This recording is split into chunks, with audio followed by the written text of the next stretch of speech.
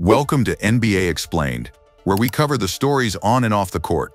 Today we're going deep into the legal troubles, controversies, and dark moments that have surrounded some of the NBA's biggest names. Let's start with Allen Iverson. Before Allen Iverson ever stepped foot on an NBA court, his story almost ended in a courtroom. It was February 1993, Hampton, Virginia. Iverson was just 17 years old, a local legend in both football and basketball. The kind of athlete who seemed destined for national stardom.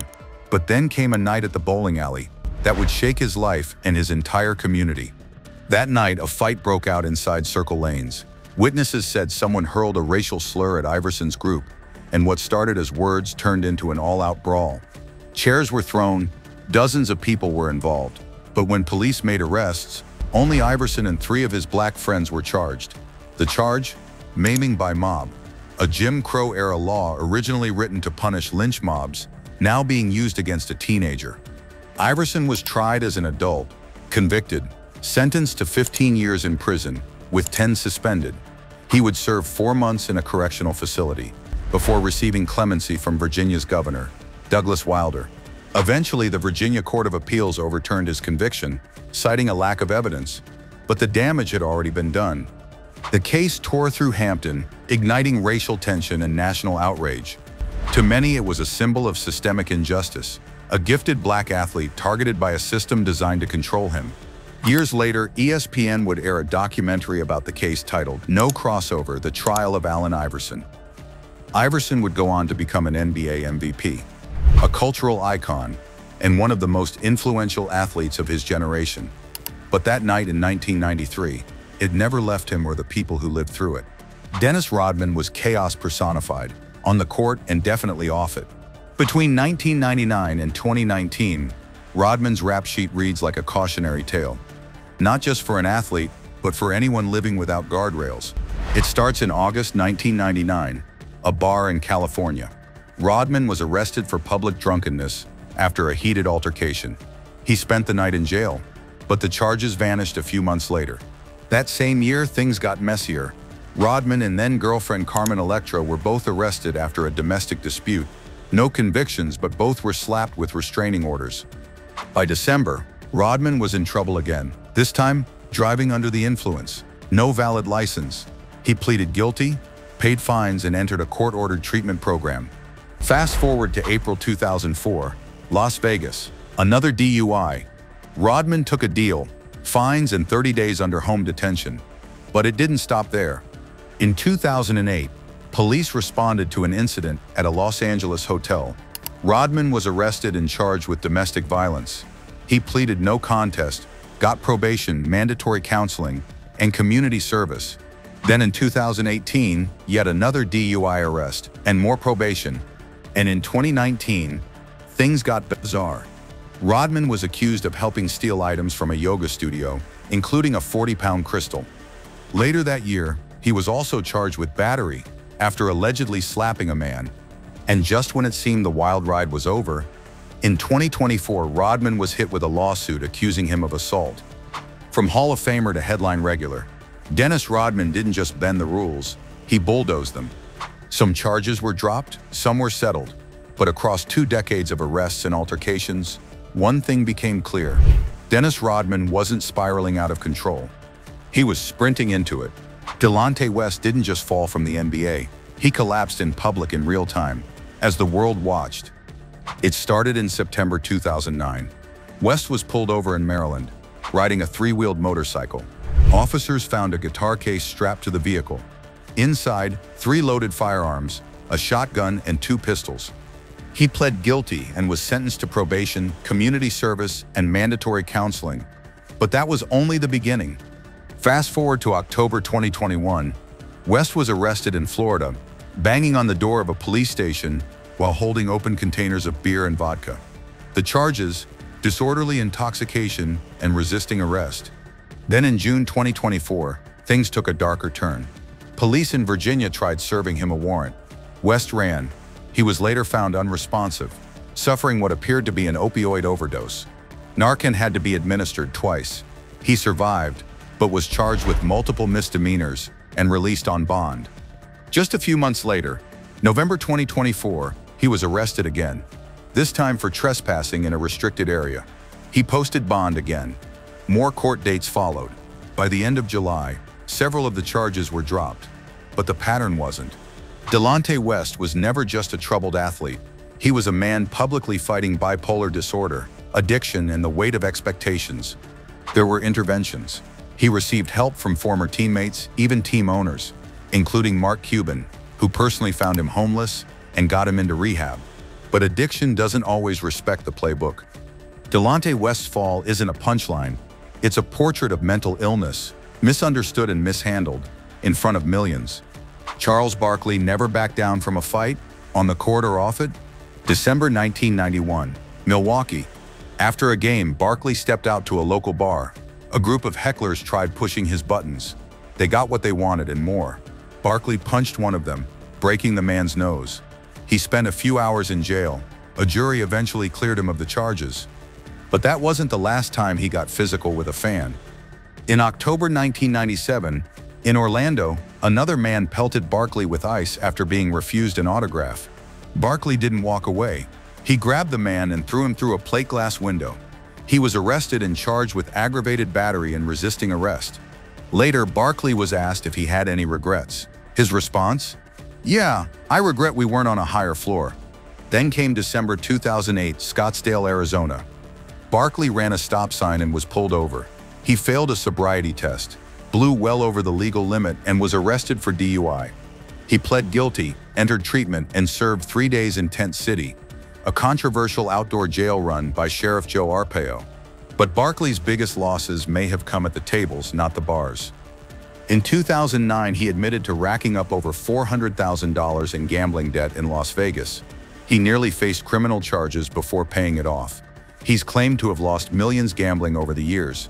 Charles Barkley is one of the NBA's most entertaining legends, but behind the charisma and catchphrases was a man who spent years running from consequences and sometimes laughing while doing it.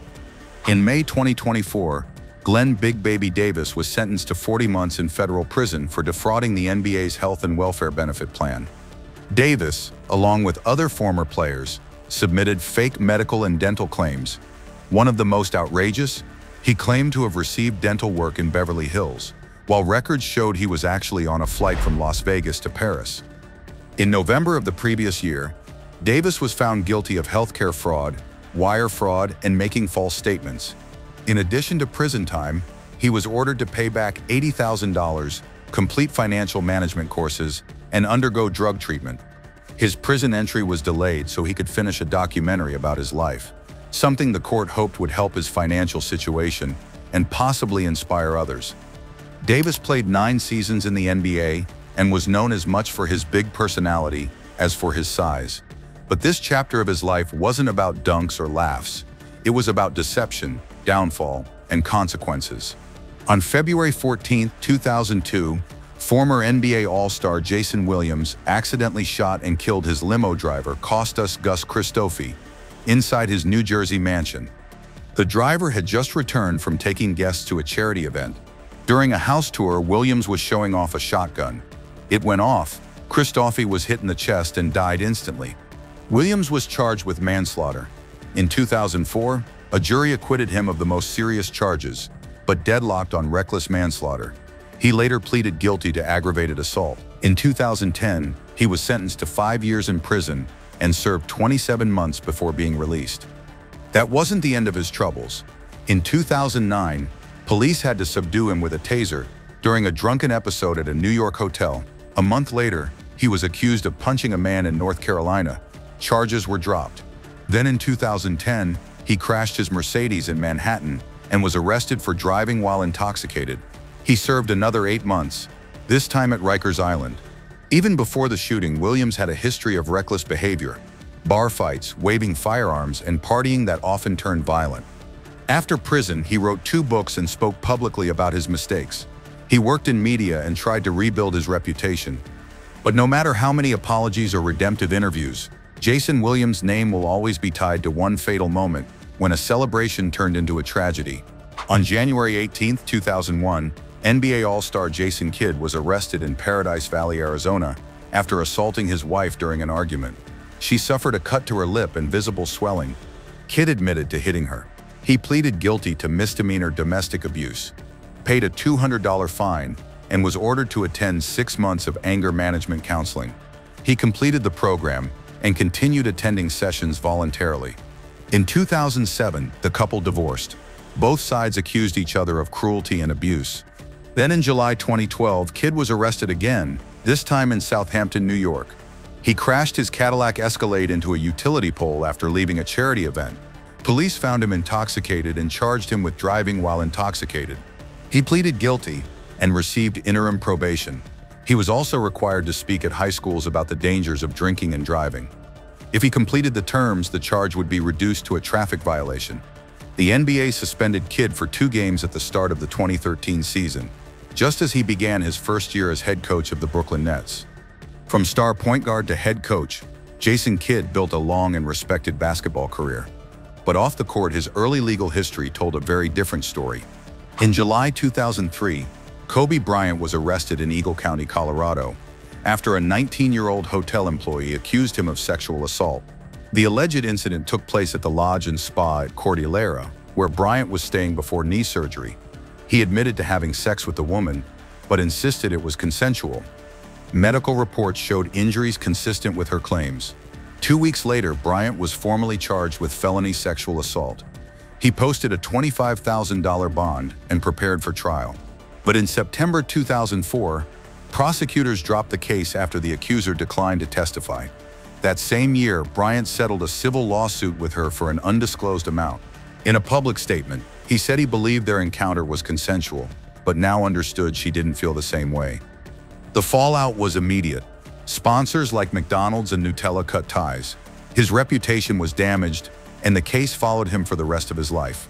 Though he was never convicted, the incident became a defining controversy, one that shaped public perception of Kobe Bryant even after his NBA comeback, championships, and eventual retirement.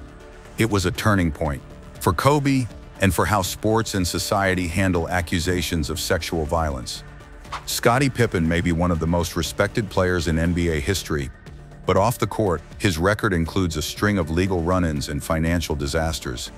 In January 1994, police in Chicago found a loaded .40-80 handgun inside Pippen's illegally parked Range Rover. While the gun was legally owned, carrying it in public violated Illinois law at the time. He was arrested, but the charge was later dropped due to an illegal search. A year later, in May 1995, Pippen's fiancée accused him of domestic violence, claiming he pushed her during an argument. She wasn't injured, and Pippen was released on bond. The charge didn't lead to a conviction. In April 1999, while playing for the Houston Rockets, he was arrested for driving while intoxicated. He had run a red light at 1:30 in the morning and failed a field sobriety test. He refused a breathalyzer and was later released. The charges were dropped for lack of evidence. In June 2013, Pippen was involved in a fight outside a Malibu restaurant. A man accused him of assault, but Pippen was never charged. Most recently, in March 2024, he was named in a $250 million harassment lawsuit filed by a woman who claimed Pippen and others were involved in a series of inappropriate acts. No criminal charges were filed. And beyond the legal troubles, Pippen was also the victim of financial fraud. His former advisor defrauded him out of millions of dollars and was later sentenced to prison. On the court, Pippen was a 6-time champion. Off the court, his legacy includes years of lawsuits, legal battles, and betrayal. J.R. Smith's NBA career was filled with highlights and headlines, but off the court, his record tells a much different story. On June 9, 2007, Smith ran a stop sign in Millstone Township, New Jersey, and crashed his SUV. Both he and his passenger, Andre Bell, were ejected from the vehicle. Bell later died from his injuries. Smith was not indicted for manslaughter, but he pleaded guilty to reckless driving. He was sentenced to 90 days in jail with 60 suspended.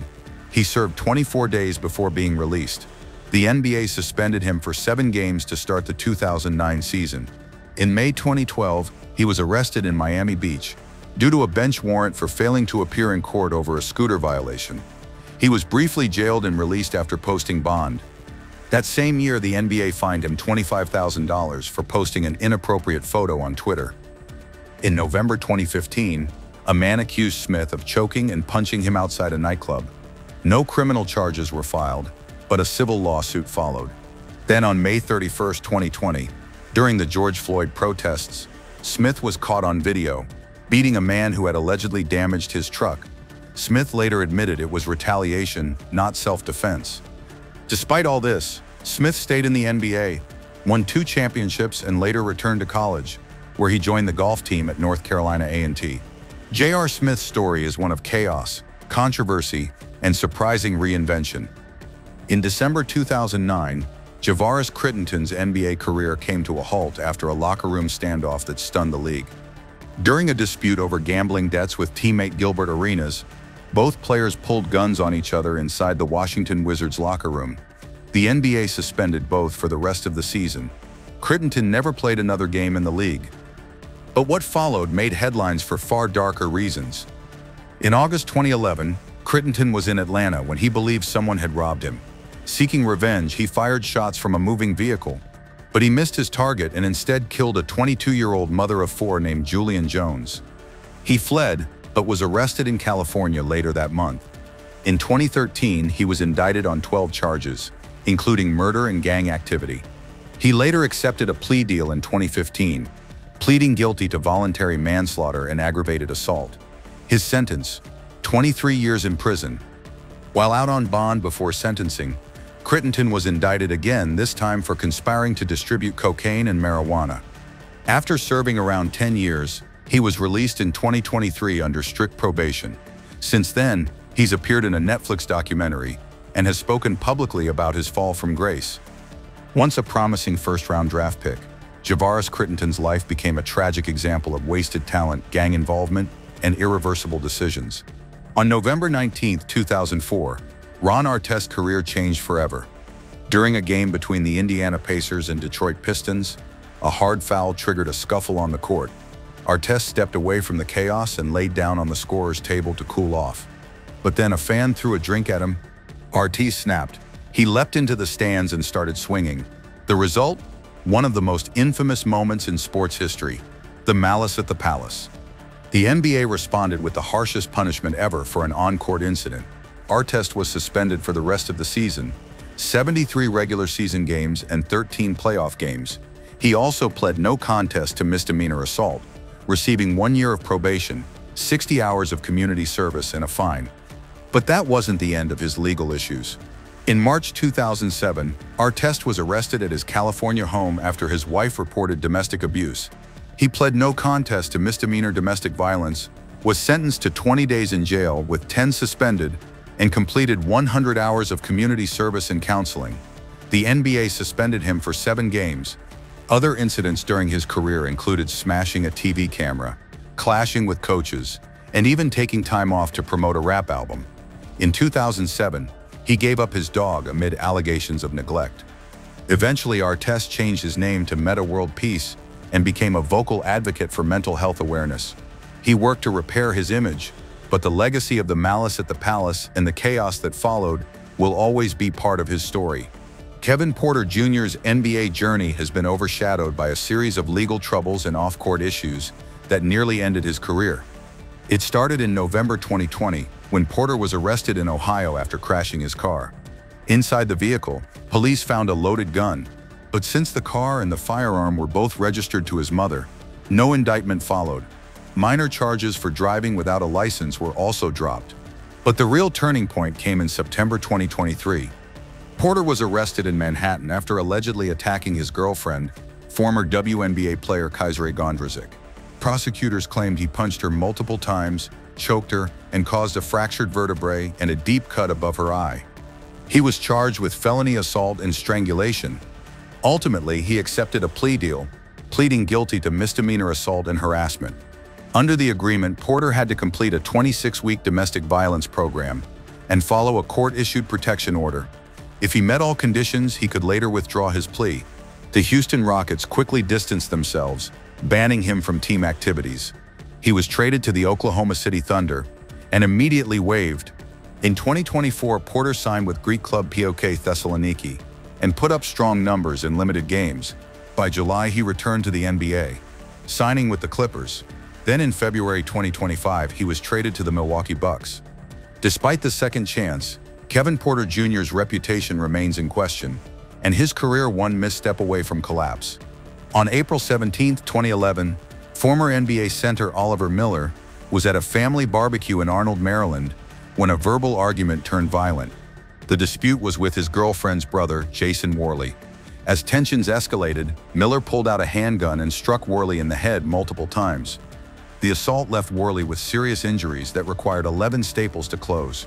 Miller was arrested and faced a long list of charges: first and second-degree assault, reckless endangerment, use of a handgun in a violent crime, handgun possession, and disorderly conduct. In November 2011, Miller pleaded guilty to first-degree assault and carrying a handgun. He was sentenced in February 2012 to 5 years in prison, with all but 1 year suspended. After serving his sentence, he was placed on 5 years of probation. Before his legal troubles, Miller played 9 seasons in the NBA and was part of the Phoenix Suns team that reached the 1993 NBA Finals. Known for his size and surprisingly soft passing touch, he was one of the league's more unique big men. But in the end, his legacy was derailed, not by injury or age, but by violence and a criminal record. Oliver Miller passed away in 2025 at the age of 54, closing a turbulent chapter in NBA history. On May 31, 2013, former NBA All-Star Mookie Blaylock was behind the wheel in Clayton County, Georgia, when he crossed the center line and collided head-on with a van. The crash killed 43-year-old Monica Murphy, a mother of 5. Her husband, who was driving the van, was seriously injured. Blaylock had been under strict medical orders not to drive. He had a history of seizures, linked to alcohol withdrawal, but he ignored the warning. Police charged him with vehicular homicide, driving with a suspended license, and failure to maintain his lane. In 2014, Blaylock took a plea deal. He pleaded guilty to vehicular homicide and serious injury by vehicle. He was sentenced to 15 years, serving 3 years in prison, and the remaining 12 on probation. He was also ordered to complete 1,500 hours of community service, attend Alcoholics Anonymous twice a week, and was permanently banned from driving. This wasn't Blaylock's first encounter with the law. After his NBA career ended in 2002, he was arrested for DUI not once but 7 times. During his playing days, Blaylock was known as a defensive force, leading the league in steals twice and making an All-Star appearance in 1994.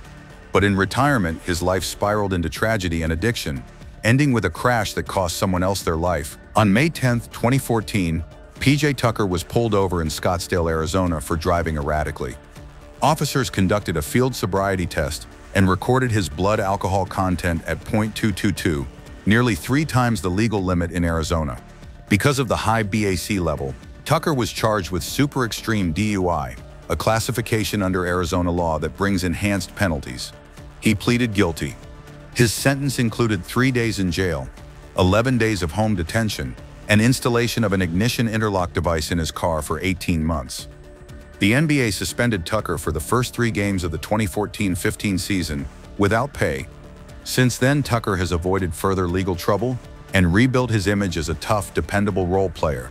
He played a critical role in helping the Milwaukee Bucks win the 2021 NBA championship, proving that even serious setbacks don't have to define the rest of a player's story. Matt Barnes was known for his intensity on the court, but that same energy often followed him into real-life conflicts. In September 2010, Barnes was arrested at his Sacramento home after an argument with his then-fiancée Gloria Govan. Both had visible injuries. He was charged with felony domestic violence and obstructing a telephone line. Govan later denied the abuse. In July 2012, Barnes was arrested again, this time in Manhattan Beach, California, for driving with a suspended license and allegedly threatening a police officer during the stop. He posted a $26,000 bond. Then in October 2015, Barnes drove to Govan's house and got into a physical altercation with her new boyfriend, former NBA coach and Barnes' ex-teammate Derek Fisher. The NBA fined Barnes $35,000 and suspended him for 2 games. In December 2016, Barnes was involved in a nightclub brawl in New York. A woman accused him of choking her, and a man claimed he was punched. Barnes later pled guilty to disorderly conduct and completed community service. Civil lawsuits from the incident are still ongoing. In 2023, Barnes was sued for spitting on a man during an argument at an NFL playoff game. By February 2024, He was removed from his broadcasting role with the Sacramento Kings following an undisclosed incident. Matt Barnes built his career on toughness, but off the court that toughness often turned into trouble and left behind a string of arrests, suspensions, and lawsuits. In December 2009, Gilbert Arenas brought 4 unloaded firearms into the Washington Wizards locker room. He placed them near teammate Javaris Crittenton's locker, with a note that read, "Pick one." The move was in response to a gambling dispute between the two players. But what was meant to be a twisted joke quickly turned into a dangerous situation. Crittenton reportedly responded by pulling out his own loaded weapon. The incident shocked the NBA. Arenas was suspended indefinitely, and shortly after, officially for the remainder of the season, the league cited conduct detrimental to the team and the game. He was also charged with carrying a pistol without a license in Washington, D.C., a felony offense. Arenas pled guilty. His sentence, 2 years of probation, 30 days in a halfway house, 400 hours of community service, and a $5,000 fine. The fallout was massive. Once one of the league's brightest stars, nicknamed Agent Zero, Arenas saw his reputation collapse almost overnight. His career never fully recovered. Today, the incident is remembered not just as a bizarre chapter in NBA history, but as a reminder of how quickly off-court decisions can destroy on-court legacies. In the early 2000s, Carmelo Anthony was one of the NBA's brightest young stars, but his rise wasn't without controversy. In October 2004, Anthony was cited for marijuana possession at Denver International Airport after TSA agents found the drug in his backpack. The charges were dropped after a friend signed an affidavit claiming the marijuana was his. Later that same year, Anthony appeared in the now infamous Stop Snitching DVD, a street video from Baltimore, warning residents not to cooperate with police. The video gained national attention, and although Anthony later distanced himself from it, the damage to his public image had already been done. Then came the brawl. In December 2006, during a heated game between the Denver Nuggets and the New York Knicks, Anthony threw a punch during a multiplayer fight. He was suspended by the NBA for 15 games, the longest suspension of his career. In April 2008, he was arrested for driving under the influence after weaving through traffic and failing to dim his headlights. He failed field sobriety tests and was ticketed. He later pled guilty to a reduced charge of driving while ability impaired, received 1 year of probation, 24 hours of community service, and paid a $1,000 fine. The Nuggets suspended him for 2 games. Though he went on to become a Hall of Fame caliber player and Olympic champion, the early years of Carmelo Anthony's career were marked by legal run-ins and public relations missteps that nearly overshadowed his talent. Jason Richardson was known for his explosive dunks and high-flying play, but after his NBA career ended, a series of criminal charges drastically changed how he was remembered. In April 2003, Richardson was arrested in Saginaw, Michigan, after a violent altercation with his ex-girlfriend. He allegedly pushed her into a wall and kicked her. He was charged with misdemeanor domestic violence and suspended 3 games by the Golden State Warriors. In November 2004, Richardson was convicted of felony child abuse in a separate case involving his 6-year-old daughter. He was sentenced to 4 years of supervised probation. By 2005, the legal troubles continued. He was charged multiple times for reckless endangerment across several incidents in Tennessee. He was convicted in each case and served 6 days in jail per conviction. But the most serious offense came years later. In December 2010, Richardson was convicted of vehicular homicide after driving under the influence and causing a fatal car accident. He was sentenced to 8 years in prison. Once celebrated as one of the most electrifying guards of his generation, Richardson's post-career life became defined by repeated violence and legal consequences, leaving behind a legacy far removed from the highlight reels. These stories remind us that behind the highlight reels and all-star appearances, NBA players are still human, often flawed, and sometimes dangerous. Some bounce back, others never did. Thanks for watching NBA Explained. Subscribe for more stories that go beyond the court.